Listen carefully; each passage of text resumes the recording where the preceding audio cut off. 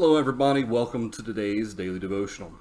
Our Daily Devotional is coming from an article that was posted 2 days ago, and the title of it is Portland Sees Antifa Descend on Christian Worship Event, Clash with Proud Boys in Streets. We're not going to read all of this article, and some of it is somewhat political also. So we're not going to get into all that, but there's one particular point that I want to make from this article. Videos from Portland showed a crowd of demonstrators violently shut down an event where Christians gathered to pray on the waterfront before another clash Saturday afternoon involved anti-fascists, that's what Antifa is short for, is anti-fascists, and alleged Proud Boys, which I think are white supremacy group, something like that. I don't remember. Members throwing projectiles at each other on a city street. The first instance of violence happened Saturday at an open-air event planned at Tom McCall Waterfront Park near the Battleship Oregon Memorial to be hosted by Artur Pawlowski, a traveling preacher who's been arrested in Canada for holding in-person worship services in violation of coronavirus restrictions. Several Antifa Twitter accounts tweeted about the planned event. The videos posted online showed that a crowd of demonstrators dressed in black bloc attire showed up at the waterfront to confront worshipers. Dozens of people carrying black umbrellas and shields are seen spraying red and yellow gas at the group of worshipers, as other Antifa members steal sound equipment, lawn chairs, and wagons left across the lawn by families who had come to listen to the pastor speak. Children, including toddlers, were in attendance at the worship event when the group of Antifa demonstrators began throwing projectiles, including eggs, one woman told a videographer at the scene. They threw a flash bomb into a group of kids who were out there, she said. A male worshiper said that a pastor had walked up to ask the group of demonstrators to stop, but he was pepper sprayed. The woman is seen attending to the pastor's eyes, covered by an orange substance. And it talks a little bit about the more clashes that they had that day. And then the last paragraph of the article mentions that the Antifa-affiliated Twitter account later tweeted that members threw the sound equipment that they apparently stole from this group of quote-unquote Christians into the Willamette River and stole sandwiches and water bottles belonging to the Christian group before then giving them back out to the homeless. So, I'm not going to get into the politics of Antifa and I wouldn't even call the Proud Boys a politics thing. I think it's more of a racist thing. But that being the case, I don't know anything about this guy, Artur Pawlowski.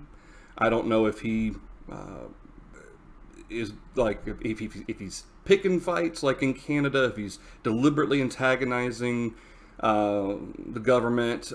I don't know if that's why Antifa was all upset about the gathering. Was it about this Pawlowski guy? I don't know. But it was obviously pre-planned to cause a problem or cause a stir with this group of people. And the article doesn't mention how many people were there, how many of these quote-unquote Christians were there for this prayer assembly. I don't know what they were doing with sound equipment. I don't know if they were, if maybe people leading prayers were using the sound equipment so everybody could hear. Maybe I don't know. But having said all of that, it just got me to thinking. At least based on what we read in the article, and certainly I think there's a video attached as well. I think they even say that there's bad language. Yeah, graphic language is attached in the video that they included there. I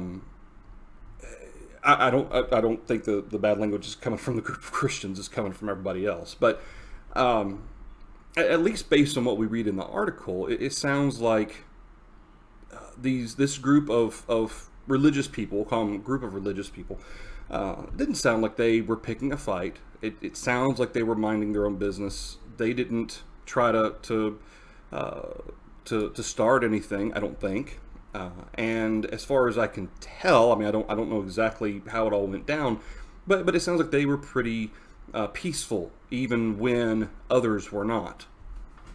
And it just got me to thinking about how would we react. Okay, this is happening in Portland, and certainly Portland has been kind of a flashpoint over the last year and a half or two for a lot of things going on. But this is America, and it just kind of makes you wonder if something like that were to happen. If we just a group of brethren decided to have a potluck in the park, okay, maybe we obviously as individuals decided to go to the park for a potluck, or maybe just for some social activities, just brethren together, not as a organized work of the church, not advertising ourselves as Church of Christ, just a group of Christians deciding to go out and spend time together. What if we were confronted with something like that? And obviously these individuals that are doing this, causing problems, that's not legal. Even though the police apparently didn't intervene, that was not. At least it doesn't sound like that's the kind of stuff that would be legal for them to do. You wouldn't think anyway. So obviously, throwing flash bombs into a group of kids, that sort of thing. Obviously, we would need to, we would want to protect our children and so forth, and keep them out of harm's way. But at the same time, we would also want to make sure that we were displaying the type of character that God would expect us to display, rather than if they were getting in our faces, getting right back in theirs. If they were speaking foul language at us, would we speak foul language right back at them? Or would we maintain a character of humility, of seeking to de-escalate the situation? Peter, in 1 Peter chapter 3, he talks about this a little bit. He says, "Who is he who will harm you if you become followers of what is good?" Generally speaking, most people, under most circumstances, aren't going to harm another for telling the truth, for instance, for being reliable, for being trustworthy, for not using profanity, okay, for being a good person, certainly good as defined by God, and good as defined by God is generally seen as good morally from people of our society, and depending on obviously their moral definition. But what Peter says is, who is he who will harm you if you become followers of what is good? Generally speaking, they shouldn't. But verse 14, even if you should suffer for righteousness' sake, you are blessed. And do not be afraid of their threats, nor be troubled. Remember what Jesus says in his Sermon on the Mount in Matthew chapter 5 about blessed are they who are persecuted for my name's sake. And of course, verse 15, we're familiar with verse 15. It's right in the context of persecution, is the reminder for the saints to continue to stand for the truth. Sanctify the Lord God in your hearts. Always be ready to give a defense to everyone who asks you a reason for the hope that is in you with meekness and fear. Notice the character and the attitude involved. Having a good conscience, that when they defame you as evildoers, those who revile your good conduct in Christ may be ashamed. For it is better, if it is the will of God, to suffer for doing good than for doing evil. And again, I don't know what kind of religious affiliation that group of religious people had in Portland regarding the article. I don't know, what Baptist church, Methodist. I don't know. It didn't say. But I think it is interesting that as far as I could tell, they seemed to not counter some of the things that were happening by these demonstrators, whether it was throwing things, shooting pepper spray, throwing profanities, that sort of thing. It doesn't sound like these religious individuals countered with the same. And that goes right back to what Peter describes regarding, let's see here in verse 9, not returning evil for evil or reviling for reviling, but on the contrary blessing, knowing that you were called to this, that you may inherit a blessing. To what were we called? We were called to return evil for blessing. That's what we were called to do. That's what Jesus did when he was reviled. Did he revile in return? No. What did he do? he blessed. Father, forgive them, for they know not what they do. He, in fact, died for all of mankind, despite the fact that we rejected him. That being the case, if at some point we find ourselves with a group of brethren, and maybe we've gathered in the park for a specific, maybe there's something going on where we're going to pray for this specific person or this specific situation or whatever. Okay, I don't know for what purpose this religious group was gathering to pray. I don't know what they were praying about. I don't know anything about them. But it just kind of brought to my thought process, if we as a group of Christians gathered somewhere together, again, not advertising Church of Christ or anything like that, just as a group of brethren, and we encountered demonstrators like this, how would we react? What would we do about them? Okay, certainly if they're doing something illegal, can we call the cops? Sure, we can call the cops. In Portland, it sounds like the cops are very hesitant to get involved in anything going on right now because of all the stuff that has happened in Portland.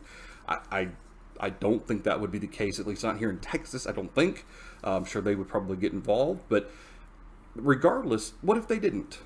Okay, would we go in there with fist thrown, all that stuff, or would we find a way to de-escalate the situation? Would we stay peaceful? Would we stay humble?